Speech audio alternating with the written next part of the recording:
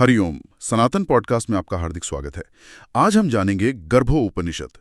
ये कृष्ण यजुर्वेद और कुछ मान्यताओं में अथर्ववेद से भी जुड़ा हुआ माना जाता है। बहुत ही महत्वपूर्ण और कह सकते हैं गूढ़ उपनिषद है। इसके प्रणेता तो महर्षि पिप्लाद माने जाते हैं, है ना, जिनका ज्ञान बड़ा ही गहन और सूक्ष्म दृष्टि वाला है। बिल्कुल। और गर्भ उपनिषद ये सिर्फ शरीर विज्ञान या बायोलॉजी की कोई पुरानी किताब नहीं है। नहीं, ये उससे कहीं ज्यादा गहरा है। ये हमें बताता है कि मानव शरीर कैसे बना, गर्भ में जीवन कैसे शुरू होता है, भ्रूण कैसे विकसित होता है पूरी तरह से, और सबसे जरूरी बात, चेतना कैसे शरीर से जुड़ती है। इस रहस्य पर आप कह सकती हैं एक अनोखी दृष्टि देता है ये उपनिषद। और ये सोचना ही कितना विस्मयकारी है कि हमारे ऋषियों ने बिना किसी आजकल के यंत्रों के, तकनीक के कैसे जाना ये सब। केवल अपनी प्रज्ञा से, अपनी योग दृष्टि से शरीर और जीवन के इतने गहरे रहस्य। सही कहा। ये उपनिषद तो जन्म मृत्यु का चक्र, कर्म का सिद्धांत, चेतना की पूरी यात्रा सब पर रोशनी डालता है। तो ये केवल शरीर की कहानी नहीं है, असल में ये आत्मा की कहानी भी है। ये समझाता है कि कैसे ये भौतिक शरीर जो 5 महाभूतों से बना है, वो उस चेतन तत्व का, जिसे हम जीव कहते हैं, उसका आधार कैसे बनता है। तो चलिए इसी गहन यात्रा पर आगे बढ़ते हैं। उपनिषद शरीर को पंचात्मकम कहता है, यानी 5 महाभूतों से बना हुआ। ये तो हम जानते ही हैं, पृथ्वी, जल, तेज, वायु, आकाश। पर शरीर में ये हैं कहाँ और इनका काम क्या है? कैसे समझाया है उपनिषद ने? बहुत ही सुंदर तरीके से समझाया है। देखिए, उपनिषद कहता है यत कठिनम सा पृथ्वी, मतलब जो कुछ भी इस शरीर में कठोर है, ठोस है, जैसे अपनी हड्डियां हैं, दांत हैं, नाखून, त्वचा का जो मोटा हिस्सा है, वो सब पृथ्वी तत्व है। अच्छा, यानी जो हमें एक तरह से आकार दे रहा है, आधार दे रहा है। बिल्कुल। फिर कहते हैं यद द्रवम तदापह, मतलब जो भी तरल है शरीर में, जैसे अपना खून है, रस है, कफ, पित्त, पसीना, मूत्र, ये सब जल तत्व का अंश है। ये शरीर को क्या देता है? स्निग्धता देता है, पोषण देता है, चीजों को जोड़ता है। और तेजस, मतलब शरीर की अग्नि, वो कहाँ है? यद उष्णम तत् तेजः, जो भी गर्मी है, ऊष्मा है, जैसे शरीर का तापमान है ना अपना, और जो पाचन की अग्नि है, जठराग्नि, आंखों की देखने की शक्ति, हमारी बुद्धि की शक्ति, मेधा शक्ति, ये सब तेज या अग्नि तत्व हैं। ये क्या है? ये ऊर्जा है, रूपांतरण है, प्रकाश है। और वायु, शरीर में वायु का क्या काम है? ये तो हमेशा चलती रहती है। इसीलिए कहा यत संचरति सवायुः, जो कुछ भी चल रहा है, गतिमान है, जैसे हम सांस ले रहे हैं, छोड़ रहे हैं, खून का बहना, नाड़ियों का धड़कना, शरीर की हर तरह की हरकत, यहाँ तक कि हमारे विचारों की गति भी, वो सब वायु तत्व के कारण है। अच्छा, और आखिर में आकाश, आकाश तत्व का क्या काम है? वो तो खाली जगह है। यत सुशिरम तद आकाशम, शरीर में जहाँ भी खाली जगह है, अवकाश है, जैसे अपनी शारीरिक गुहाएं हैं, खून की नलियों के अंदर की जगह, नाड़ियों के अंदर की जगह, कोशिकाओं के बीच की खाली जगह, वो सब आकाश तत्व है। ये विस्तार देता है, बढ़ने की जगह देता है, और बाकी सारे तत्वों को काम करने के लिए जगह देता है। आप सोचिए, बिना आकाश के कोई गति कैसे होगी, कोई क्रिया कैसे होगी? सच में कितना अद्भुत तालमेल है इन 5 भूतों का हमारे शरीर में। लेकिन शरीर सिर्फ इन भूतों का ढेर तो नहीं है, इसमें इंद्रियां भी तो हैं जो हमें दुनिया से जोड़ती हैं। निश्चित रूप से। उपनिषद 5 ज्ञानेंद्रियों के बारे में बताता है। श्रोत्र यानी कान, शब्द सुनने के लिए, त्वक यानी त्वचा, स्पर्श महसूस करने के लिए, चक्षु यानी आंखें, रूप देखने के लिए, जिह्वा यानी जीभ, स्वाद चखने के लिए, और नासिका यानी नाक, गंध सूंघने के लिए। ये हमारे ज्ञान के दरवाजे हैं, कह सकते हैं। और कर्म करने के लिए, उनके लिए कर्मेंद्रियां। 5 कर्मेंद्रियां भी हैं। वाक् यानी हमारी वाणी या मुख, बोलने के लिए, पाणी यानी हाथ, चीजें पकड़ने और काम करने के लिए, पाद यानी पैर, चलने फिरने के लिए, पायु यानी गुदा, मलकाग के लिए, और उपस्थ यानी जननांग, प्रजनन और आनंद के लिए। ये संसार में हमारे एक्शन और एक्सप्रेशन का माध्यम है। ज्ञानेंद्रियां और कर्मेंद्रियां, ये तो जैसे बाहरी उपकरण हो गए, पर अंदर भी तो कोई सिस्टम है जो इन्हें चलाता है, फैसले लेता है। बिल्कुल है। उपनिषद अंतःकरण की बात करता है, मुख्य रूप से बुद्धि का जिक्र है। बुद्धि क्या करती है? निश्चय करती है, समझती है, सही गलत का भेद करती है। फिर है मनस या मन। ये क्या करता है? ये संकल्प विकल्प करता है, इच्छाएं भावनाएं यहीं से उठती हैं। और वाक का भी उल्लेख है, जिसे यहाँ शायद विचारों को व्यक्त करने की क्षमता के रूप में देखा गया है। कुछ और व्याख्याओं में चित्त यानी यादें और अवचेतन और अहंकार यानी मैं का भाव, इनको मिलाकर अंतःकरण चतुष्टय बनता है। यही हमारा अंदर का संसार है जो बाहर की दुनिया से मिली जानकारी को प्रोसेस करता है। अच्छा, इसी शरीर को षडाश्रय भी कहा गया है, 6 आधारों वाला। ये कौन से 6 आधार हैं? ये शरीर के पोषण और उसके संतुलन के एक बहुत ही जरूरी पहलू की तरफ इशारा करता है। ये 6 आधार हैं 6 रस यानी स्वाद, मधुर मीठा, अम्ल खट्टा, लवण नमकीन, कटु तीखा चरपरा, तिक्त कड़वा और कसाए कसैला। स्वाद शरीर का आधार कैसे हो सकते हैं? ये तो खाने से जुड़ा है। बिल्कुल, खाने से ही तो जुड़ा है और खाना ही तो शरीर का आधार है। इन्हीं 6 रसों से शरीर की जो धातुएं हैं उनका पोषण होता है। जो दोष हैं वात पित्त कफ, उनका संतुलन बना रहता है और शरीर की सारी क्रियाएं चलती हैं। हमारे खाने में इन रसों का सही संतुलन ही सेहत की चाबी है। आयुर्वेद भी यही कहता है और उपनिषद भी यही इशारा कर रहा है। हाँ, ये तो बहुत ही प्रैक्टिकल ज्ञान है। उपनिषद में संगीत के 7 सुरों का और 7 रंगों का भी जिक्र है। इसका क्या मतलब हो सकता है? हाँ, षड्ज ऋषभ वगैरह 7 सुर और शुक्ल सफेद, रक्त लाल, कृष्ण काला, धूम्र धुएं जैसा, पीत पीरा, कपिल भूरा ताम्र और पांडु हल्का पीला फीका। इन 7 रंगों का उल्लेख है। यह दिखाता है कि शरीर सिर्फ स्थूल चीजों का गोला नहीं है, बल्कि इसमें सूक्ष्म स्पंदन भी हैं, संवेदनाएं हैं, ऊर्जाएं हैं। सुर शायद शरीर की अंदरूनी लय और तालमेल को दिखाते हैं और रंग संभवतः शरीर की 7 धातुओं के रंग है या उनकी अलग अलग अवस्थाओं से जुड़े हैं, जिनकी बात उपनिषद आगे करता भी है। हाँ, सप्त धातुओं का सिद्धांत, ये तो आयुर्वेद का भी आधार है। उपनिषद इनके बनने की प्रक्रिया कैसे बताता है? बहुत ही व्यवस्थित क्रम बताया गया है। देखिए, जो हम खाना खाते हैं वो पचने के बाद जो उसका सार बनता है उसे कहते हैं रस धातु। ये पहली और सबसे सूक्ष्म धातु है। इस रस धातु से बनती है रक्त धातु, खून।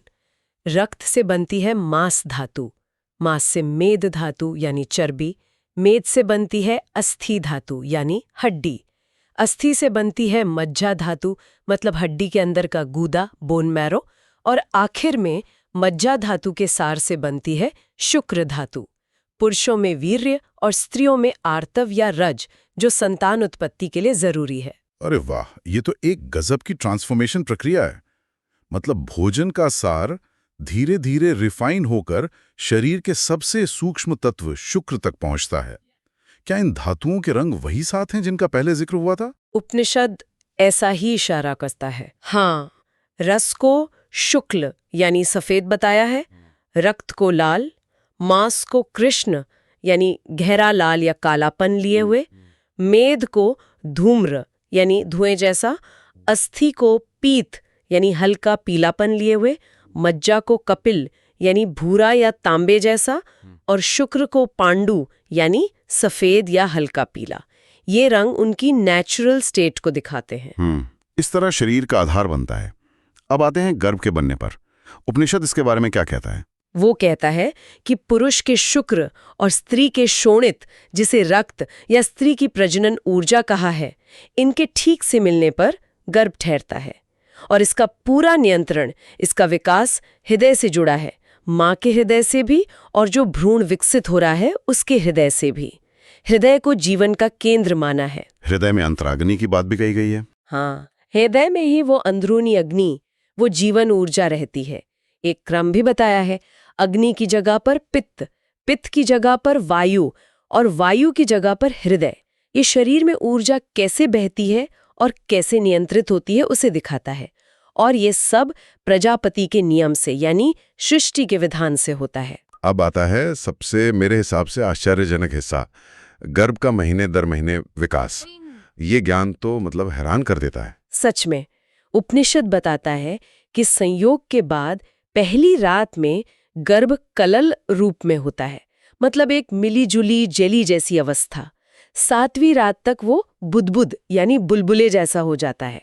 15 दिन में यानी आधे महीने में वो पिंड का आकार लेता है, एक मांस का लोथड़ा जैसा, और 1 महीने में वो कठोर होने लगता है। और फिर अंग बनने शुरू होते हैं। हाँ, दूसरे महीने में सिरका बनना मुख्य होता है, तीसरे महीने में पैर बनने लगते हैं, चौथे महीने में पेट, कमर, टखने वगैरह बनते हैं, 5वें महीने में पृष्ठवंश यानी रीढ़ की हड्डी बनती है, और 6ठे महीने तक मुंह, नाक, आंखें, कान ये सब साफ दिखने लगते हैं। और 7वां महीना, इसे तो बहुत खास बताया गया है। हाँ, 7वें महीने में गर्भ जीव से युक्त होता है, मतलब उसमें चेतना का, आत्मा का प्रवेश होता है या वो पूरी तरह से प्रकट होती है। ये एक बहुत ही महत्वपूर्ण पड़ाव है।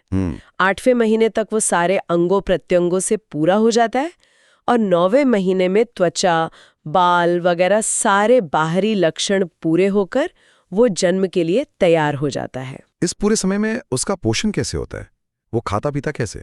माँ जो भी खाती पीती है उसका सार तत्व नाभि से जुड़ी हुई नाड़ी के जरिए, जिसे आज हम अम्बिलिकल कॉर्ड या गर्भनाल कहते हैं, भ्रूण तक पहुंचता है और उसका पोषण करता है। यहीं से तो गर्भ संस्कार का महत्व समझ आता है ना। माँ का खाना, उसके विचार, उसकी भावनाएं, सब कुछ उस गर्भ वाले शिशु तक पहुंच रहा है और उस पर असर डाल रहा है। बिल्कुल, ये गर्भ संस्कार की कितनी पुरानी और गहरी नींव है। अच्छा, बच्चे का लिंग कैसे तय होता है? इस पर उपनिषद क्या कहता है? उपनिषद का कहना है कि अगर गर्भाधान के समय पिता का बीज यानी शुक्र ज्यादा बलवान हो तो लड़का होता है, और अगर माता का बीज यानी शोणित ज्यादा बलवान हो तो लड़की होती है, और अगर दोनों बराबर बल वाले हों तो नपुंसक संतान पैदा होती है, ऐसा बताया गया है। यहाँ बल का मतलब शायद वीर्य की क्वालिटी या गुणों की प्रधानता से है। और क्या जन्म से होने वाली विकृतियों का कारण भी बताया है? हाँ, ये बहुत महत्वपूर्ण बात है। अगर गर्भ ठहरने के समय माँ बाप व्याकुल हों, चिंतित हों या किसी बहुत ज्यादा मानसिक तनाव में हो तो संतान अंधी, लंगड़ी, कुबड़ी या बौनी हो सकती है। ये दिखाता है कि मन की स्थिति का शरीर पर कितना गहरा असर पड़ता है।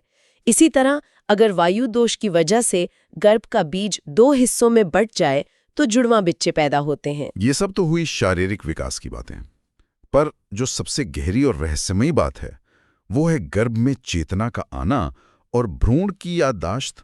आपने कहा 7वें महीने में जीव आता है, और फिर 8वें महीने में जब शरीर लगभग पूरा बन जाता है तब उस भ्रूण को अपने पिछले जन्मों का ज्ञान होने लगता है।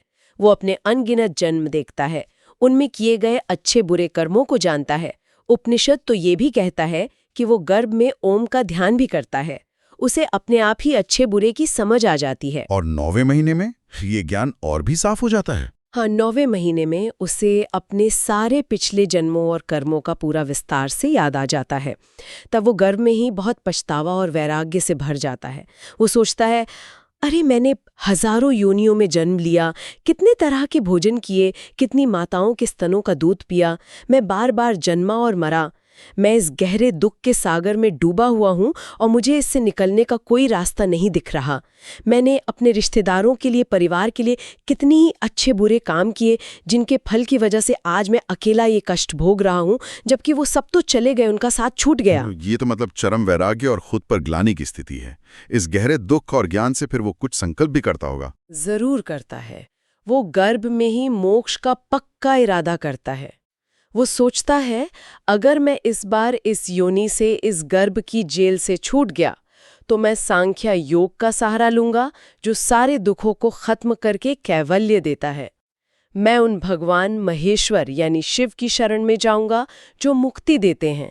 मैं भगवान नारायण की शरण लूंगा जो शरण में आए हुए के पाप खत्म करते हैं। मैं उस सनातन पर ब्रह्म का ही ध्यान करूंगा जो अकेला सत्य है। वो बुरे कर्मों को खत्म करने और मोक्ष पाने का संकल्प करता है। इतना पक्का संकल्प, इतना साफ ज्ञान, लेकिन जन्म लेते ये सब भूल क्यों जाता है? ऐसा क्या होता है जन्म के समय? यही तो सबसे बड़ा रहस्य है। उपनिषद कहता है कि जब वो जीव बहुत कष्ट सहते हुए योनि के रास्ते से बाहर आता है, धरती पर जन्म लेता है, तब उसे एक वैष्णवी वायु छूती है। वैष्णवी वायु? इसका क्या मतलब है? टीकाकारों ने इसे कई तरह से समझाया है। कुछ लोग इसे भगवान विष्णु की माया शक्ति का असर मानते हैं, जो जीव को संसार में फिर से फंसाने के लिए उसकी पुरानी याददाश्त को ढक लेती है। कुछ इसे जन्म के समय की खास हवा या जन्म के समय होने वाले तेज शारीरिक और मानसिक आघात यानी ट्रॉमा से जोड़ते हैं। कारण चाहे जो भी हो, इस हवा के छूते ही उसे अपने पिछले जन्म, मौत, कर्मफल और गर्भ में लिए गए सारे संकल्प भूल जाते हैं। वो रोता हुआ दुनिया में आता है, एक कोरी स्लेट की तरह। ये तो गजब की बात है। ज्ञान का आना और फिर उसका चले जाना, ये चक्कर चलता रहता है। अच्छा, उपनिषद शरीर को शरीरम कहने का एक खास कारण भी बताता है। हाँ, ये बड़ा दिलचस्प है। शरीरम इसलिए कहा क्योंकि इसमें 3 तरह की अग्नियां साक्षात रहती हैं, निवास करती हैं। पहली है ज्ञानाग्नि। ये वो आग है जो हमें अच्छे बुरे कर्मों का, क्या करना चाहिए क्या नहीं, इसका ज्ञान कराती है, विवेक की अग्नि। दूसरी है दर्शनाग्नि। ये आंखों में है, जिससे हमें रूप या दुनिया दिखाई देती है, देखने की शक्ति वाली अग्नि। और तीसरी है कोष्ठाग्नि। ये पेट में है, जठराग्नि, जो खाए पिए को पचाकर उसे रस, रक्त वगैरह धातुओं में बदलती है, पाचन की अग्नि। और इन अग्नियों की तुलना यज्ञ की अग्नियों से भी की गई है। बिल्कुल, यहीं से शरीर को एक यज्ञशाला की तरह देखने की अद्भुत कल्पना सामने आती है। कहा गया है कि हृदय में दक्षिणाग्नि है, उदर यानी पेट में गार्हपत्य अग्नि है, जो घर के मालिक की अग्नि होती है, यज्ञ का आधार, यहाँ पाचन और पोषण का प्रतीक। और मुख में आहवनी अग्नि है, जिसमें आहुति दी जाती है, यहाँ वाणी और बाहरी दुनिया से संपर्क का प्रतीक। तो ये शरीर ही एक चलता फिरता यज्ञ है। हाँ, और इस यज्ञ का पूरा रूपक समझाया है। आत्मा इस यज्ञ का यजमान है, यानी करने वाला। मन ब्रह्मा है, यज्ञ का मुख्य संचालक। लोभ, मोह, मद वगैरह जो हमारी वृत्तियां हैं, वो बलि देने वाले पशु हैं। धैर्य ही यज्ञ की दीक्षा है। संतोष और ज्ञानेंद्रियां यज्ञ के बर्तन हैं। कर्मेंद्रियां हविष्य है, यानी आहुति की सामग्री। सर यज्ञ का कपाल यानी पात्र है। बाल कुशाघास है। मुंह अंतर्वेदी है, यज्ञवेदी का अंदरूनी हिस्सा। दांत वगैरह भी यज्ञ के औजार जैसे हैं। ये दृष्टि तो जीवन को ही एक पवित्र अनुष्ठान बना देती है, जहां हर काम, हर अनुभव यज्ञ का हिस्सा बन सकता है। वाह, ये कल्पना ही जीवन को देखने का नजरिया बदल देती है। उपनिषद ने शरीर की बनावट का बड़ा बारीक ब्यौरा भी दिया है, कुछ नंबर्स भी दिए। हाँ, ये प्राचीन ऋषियों के गहरे शारीरिक ज्ञान का सबूत है। बताया है कि शरीर में 107 मर्म स्थान हैं, यानी बहुत संवेदनशील बिंदु। 180 संधियां हैं, यानी जोड़। 109 स्नायु हैं, मतलब टेंडन्स, लिगामेंट्स। 700 शिराएं हैं, यानी नाड़ियां या नलिकाएं। 500 मज्जा हैं, शायद मांसपेशियां या गूदेदार हिस्से। 360 अस्थियां हैं, हड्डियां। और 4.5 करोड़ रोम हैं, यानी शरीर के बाल। ये संख्याएं उस जमाने के ज्ञान के हिसाब से हैं और शरीर की अद्भुत जटिलता की तरफ इशारा करती हैं। कुछ अंगों के वजन या माप का भी जिक्र है। हाँ, जैसे उदाहरण के लिए हृदय का वजन 8 पल करीब 350-400 ग्राम और जीभ का वजन 12 पल करीब 550 ग्राम बताया है। शरीर में पित्त की मात्रा 1 प्रस्थ, कफ की 1 आढ़क, शुक्र की 1 कुड़व और मेद यानी वसा की मात्रा 2 प्रस्थ बताई है। ये नाप की पुरानी इकाइयां हैं। आज के हिसाब से इनका वजन अंदाजन ही हो सकता है। मलमूत्र की मात्रा खाने पर निर्भर करती है, इसलिए उसे तय नहीं बताया। ये सब दिखाता है कि शरीर का कितना सूक्ष्म अध्ययन किया गया था। इस सारे ज्ञान का शरीर की रचना से लेकर चेतना के रहस्य तक का आखिर में उद्देश्य क्या बताया गया है? महर्षि पिप्पलाद खुद इसे मोक्ष शास्त्र कहते हैं। ये सिर्फ शरीर या गर्भ का विज्ञान नहीं है, ये मुक्ति का शास्त्र है। इसका मकसद हमें जन्म, मृत्यु, गर्भ में रहने के दुख, कर्म के बंधन और बार बार जन्म लेने के चक्र को समझाना है। और इसी समझ से इस चक्र से बाहर निकलने का रास्ता खुलता है। शरीर को, उसके बंधनों को और उसकी संभावनाओं को समझकर ही आत्मा शरीर के पार जा सकती है, मोक्ष पा सकती है। और जो गर्भ संस्कार की बात हमने की थी शुरू में, वो इसी ज्ञान से प्रेरित है। निश्चित रूप से गर्भ उपनिषद का ज्ञान ही गर्भ संस्कार का मूल आधार है, उसकी प्रेरणा है। गर्भ में शिशु का चेतन होना, उसका माँ के खाने पीने, सोचने समझने, भावनाओं से प्रभावित होना, उसका पिछले जन्मों को याद करना और संकल्प लेना, ये सारी बातें साबित करती हैं कि गर्भ में शिशु एक बहुत ही ग्रहणशील और संवेदनशील अवस्था में होता है। इसी ज्ञान के आधार पर गर्भ संस्कार की विधि बनी, जिसमें माँ के सात्विक आचरण, पौष्टिक खाने, ध्यान, मंत्र सुनने, अच्छी किताबें पढ़ने और पॉजिटिव सोचने से शिशु के बेहतरीन शारीरिक, मानसिक, भावनात्मक और आध्यात्मिक निर्माण की कोशिश की जाती है। सचमुच ये सोचना ही कितना अद्भुत और रहस्य से भरा है कि चेतना जो अजन्मा है, अविनाशी है, वो कैसे इस भौतिक शरीर से जुड़ती है, गर्भ में इतना ज्ञान और संकल्प रखती है। और फिर जन्म के एक झटके से वो सब कैसे भूल जाती है? पिछले जन्मों की यादें, गर्भ के संकल्प, सब गायब। ये माया का कैसा पर्दा है? शायद यही जीवन का सबसे बड़ा रहस्य है, सबसे बड़ी पहेली है, जिसे सुलझाने के लिए हमें बार बार गर्भ उपनिषद जैसे गहरे शास्त्रों की ओर लौटना होगा और अपने अंदर झांकना होगा। तो हमें आशा है कि आपको हमारी आज की चर्चा पसंद आई होगी। गर्भ उपनिषद का ये ज्ञान वास्तव में गहन, विचारणीय और जीवन को एक नई दृष्टि से देखने की प्रेरणा देने वाला है। सनातन धर्म से संबंधित ऐसी ही और चर्चाओं के लिए हमारे चैनल को अवश्य सदस्यता लें। धन्यवाद। जय श्री राम।